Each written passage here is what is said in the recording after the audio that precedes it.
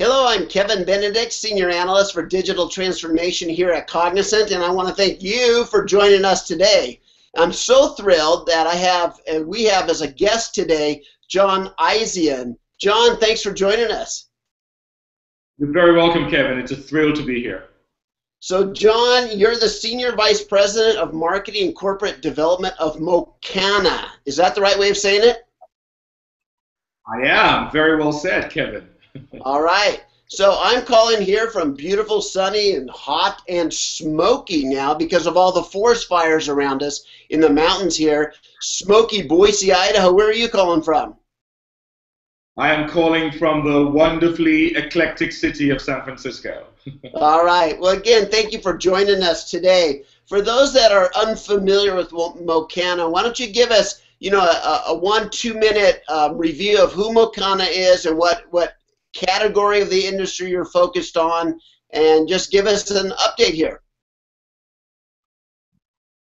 Absolutely. So Mocana is a San Francisco-based organization whose objective is securely mobilizing enterprise data at scale, as well as providing security for the smart devices that comprise the Internet of Things.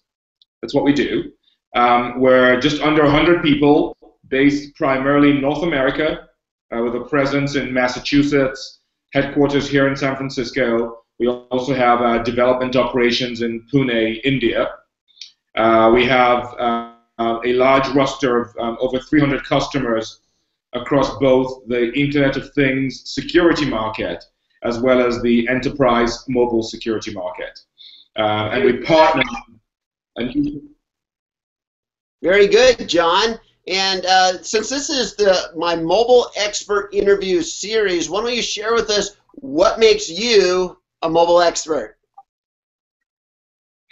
Yes, I'm very bashful about talking about myself, but I've been in the enterprise application space really for the entirety of my career, so over 25 years working as a consultant, as a vendor, as well as an end consumer of enterprise application middleware.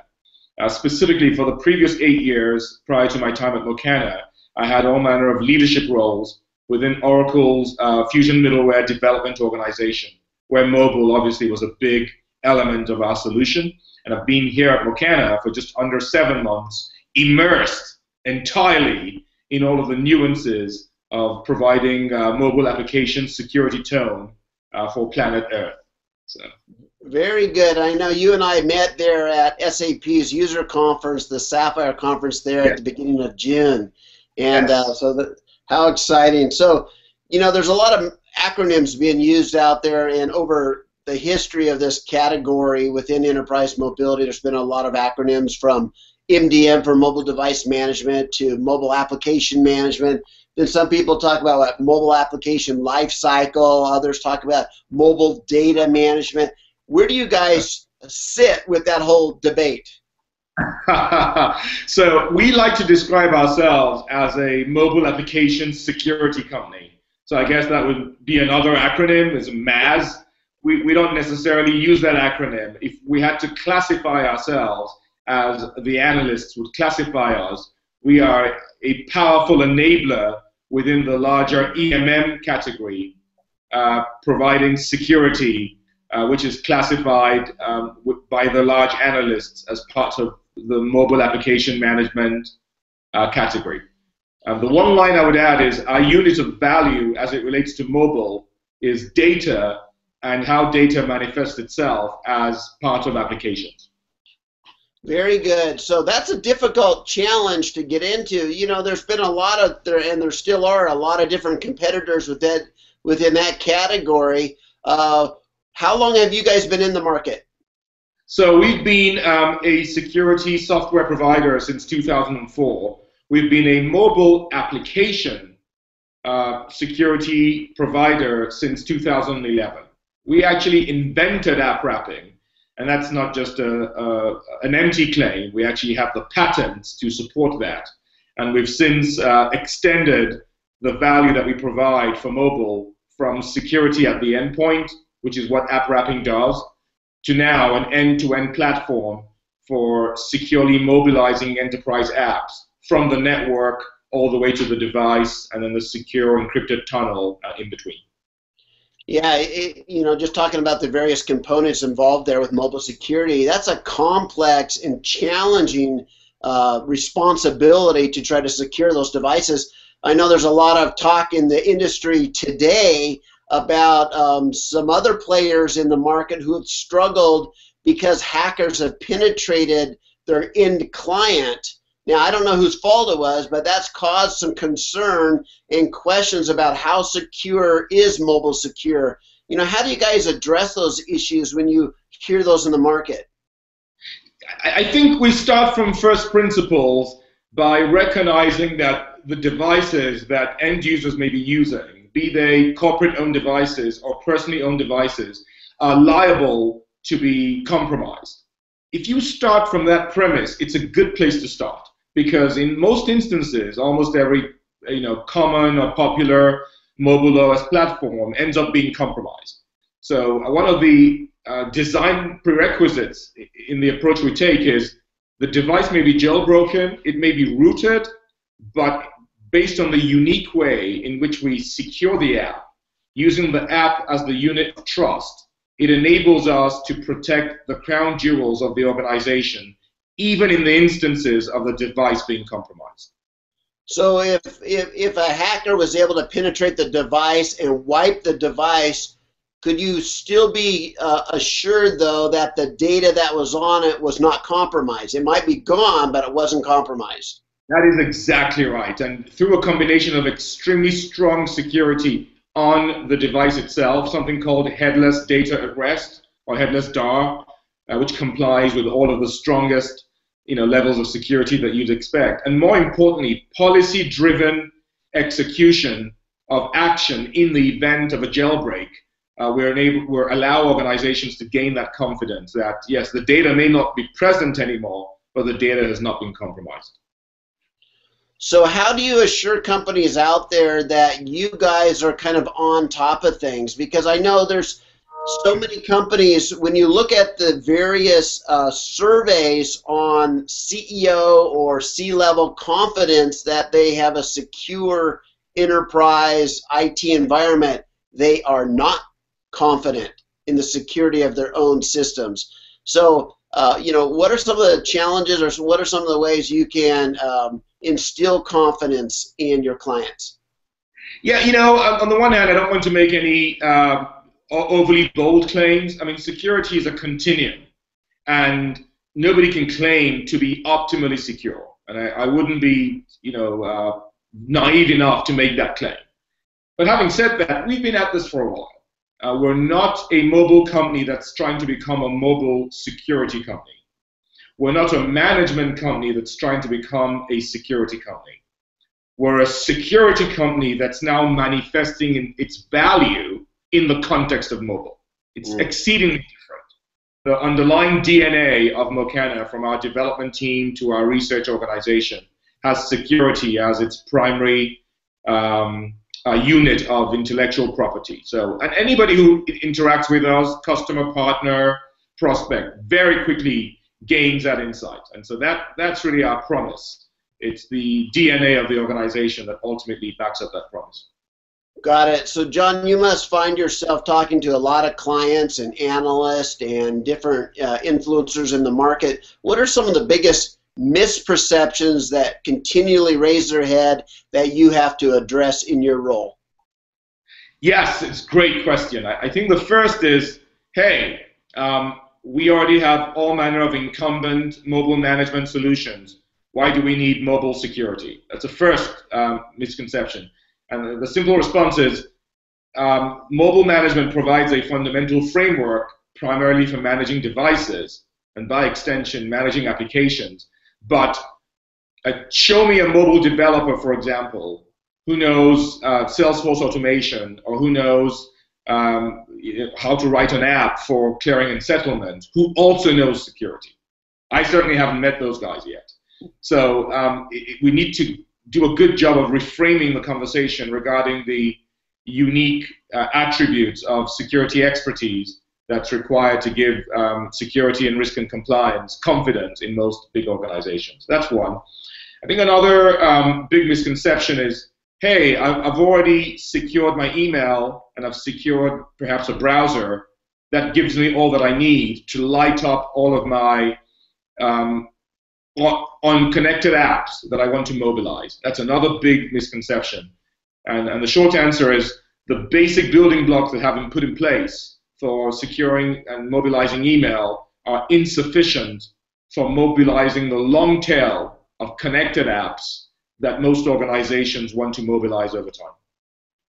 Oh yeah, you know, I read this week that a lot of the phones that are being sold on eBay, in fact, that article said all the phones being sold on eBay, when you have the right forensic experts study them, they can recover almost all the images that have ever been taken by those devices still on the device, even though they thought they wiped them.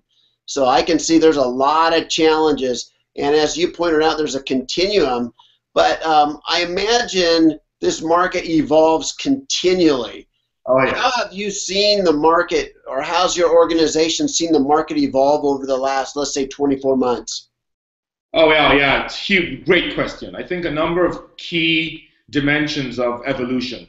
I think one, there's been a decisive tilt from device centricity to application and data centricity. So the device is, of course, still important, but it's a framework, it's a platform. The unit of value that's being consumed through that platform is the application and the data. So that's been a big, big decisive shift. I think a second is this point I made already, which is organizations have gotten table stakes in place. Secure email, perhaps a secure browser. Now they want to light up through mobile the really high value business processes. You know, the retail guys want to get pricing optimization on their mobile devices. The insurance guys want to get underwriting on the mobile devices, etc. So that's been a second big and decisive shift.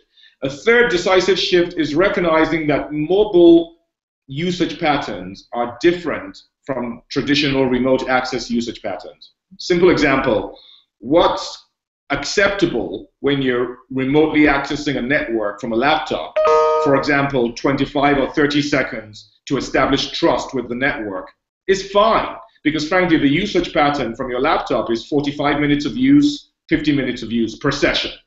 For mobile, you're picking up that device, what, 250 times a day, 400 times a day. So if you have to pay a connection tax of 45 seconds just to use the device for 20 seconds, it simply doesn't wash. So that's another example of a good and clearly decisive shift that's happened. The smarter organizations recognize now that you need mobile-oriented infrastructure to cope with the unique usage patterns of mobile.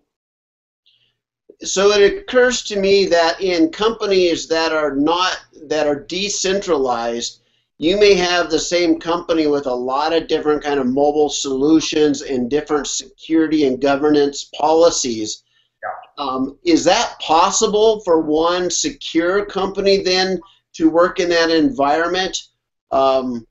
Or do you have to decide, look, it needs to be one security vendor on the device or on the application? You know, it just occurs to me there's a lot of room for confusion if there's multiple subsidiaries or multiple departments all wanting to put their own security on a single device. How have you guys seen that managed effectively? Yeah, that's a great question. So if you think at a high level about the architecture for mobile security consisting of what's running on the device, the connectivity between all of that device IP and the network, and then what's enforcing policy at the network edge and beyond. High level, those three categories. I think it's inevitable that you have kind of Tower of Babel, if I can use that term, you know, on the device. You're going to have multiple implementations of security on the device, and that's inevitable. And I think that's fine, because again, think about some of the design objectives I talked about earlier. The device might be jailbroken anyway. The device might be employee-owned. The device might be owned by your trading partner or by the retiree that's connecting back to your HR application for retirement benefits enrollment. So it's fine to have that if you like, multiplicity of security implementations on the device, and we will just be one of them. Is that because you're not looking at securing one device, but you're simply securing the individual apps and the data in those apps? Yes, absolutely. So here's a hard example. Company X, who's a consumer packaged goods company, lights up access to some of their apps to Company Y, who is a distributor for that CPG company. Company Y already has some kind of management agent on their corporate-owned devices, but yet that corporate Y device is accessing corporate X's network.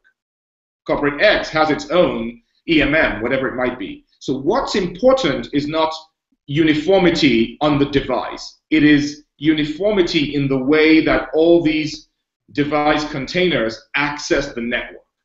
And that's key.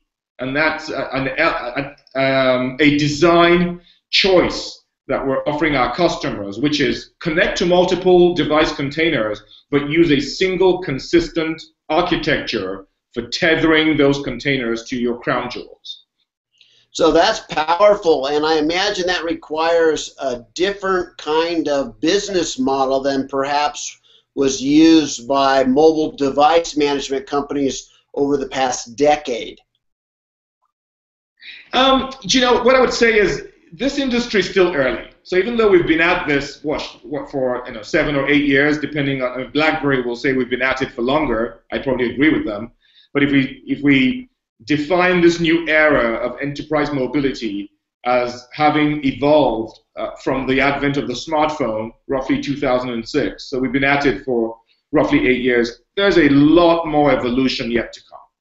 And my hypothesis, or my own sort of looking glass prediction, is there will be a lot more consolidation in the way that mobile connects to the enterprise. And that will happen very quickly. But consolidation in the way that you secure data, applications, and devices at the endpoint will happen a lot more slowly, and more than likely will be driven by the device platform vendors themselves. So Apple, Google, Microsoft, etc. Got it. So I noted on your website that you have sections for device manufacturers that want to partner and for developers who want to partner. What is the story for developers? What are you offering them? Yeah, I'm thrilled to get that question. We are offering developers a wonderful way and with all manner of choice for them to be able to secure their applications, enabling them to be enterprise grade, if you like. So imagine that you're an unbelievably smart mobile developer. You've built a killer app for, I don't know, for navigation within an organization's campus. But you know nothing about security. IPsec, 256-bit encryption, all this stuff doesn't really mean that much to you. You can partner with Mocana, take the wonderful IP that you have, and then enabling it to pass the rigorous hurdle rates of IT security, of IT risk, or IT compliance. And you can also do that with choice. You can embed that security into your app pre-compilation. You can embed it into your app post-compilation. There's all manner of stuff. So that's a high-level promise that we offer to developers. We increase their addressable market by enabling them to gain security, in quotation marks, for free. So about 3 years ago, John, I wrote an article that said I believe that ultimately enterprise mobility would converge with the Internet of Things, because they both represent external, remote, and often mobile data that's coming into the enterprise and activating processes and going through a lot of the same systems. How are you guys approaching that market, and do you agree with that argument? Absolutely. So at the very beginning of this discussion, I described what Mocana does. We are in the Internet of Things security business because we secure smart devices, and we're also in the enterprise mobile application security business. So I mean, from first principles, what is mobile? Mobile is a device. I mean, it's a device that's constrained by the number of OSs and CPUs that you have to deal with, So it enables you to add value a lot further up the value chain because you don't have to deal with these unbelievable combinations of OS and CPUs that make up the emerging Internet of Things. But ultimately, mobile is a more mature manifestation of the Internet of Things. That's the first comment to make. The second, for me and for us at Mocana, because of the ubiquity of mobile, and more specifically smartphones, we expect smartphones to become one of the primary controllers of the Internet of Things. So in other words, you've implemented some sort of IoT for reducing unplanned downtime in an airline, etc. The actual device that would enable you to control that operational technology from which you're getting data is going to become increasingly the smartphone or the smart tablet.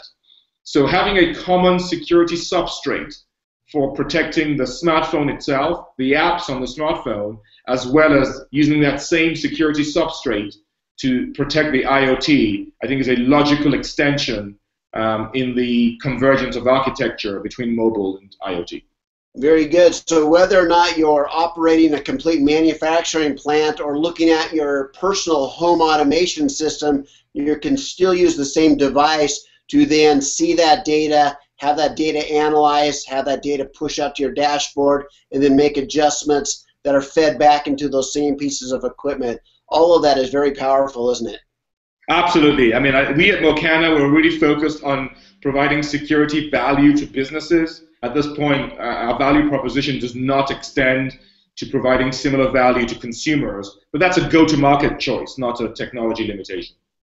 Very good. So I noted here a couple days ago, you, Mocana, announced a new version of the product, Atlas, for the Extended Enterprise Platform. Why don't you wrap it up here by just introducing what that was all about?